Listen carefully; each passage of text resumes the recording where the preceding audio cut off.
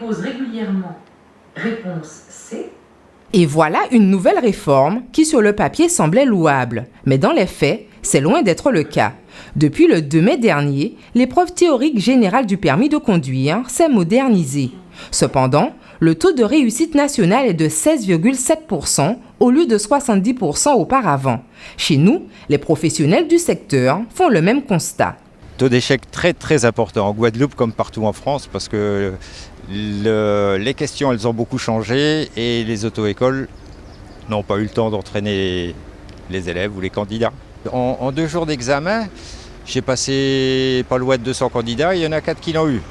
C'est quand même très peu par rapport aux entre 40 et 50% qu'on a d'habitude. Oui, effectivement, il y a beaucoup plus d'échecs. Donc, il y a des questions qui sont vraiment compliquées, qui sont aléatoires. Et donc, les élèves, très souvent, ne sont pas préparés. Puisqu'il y a beaucoup de changements, très souvent, les élèves ne sont pas prêts. Après, ils reviennent sur leurs décisions. Donc, c'est par rapport à tout ça aussi. C'est vraiment notoire, hein, même au niveau de l'examen. Si quelqu'un est sorti du système scolaire, donc il a des petites difficultés de lecture, même de compréhension, nous moniteurs, il faut prendre le relais, on va dire.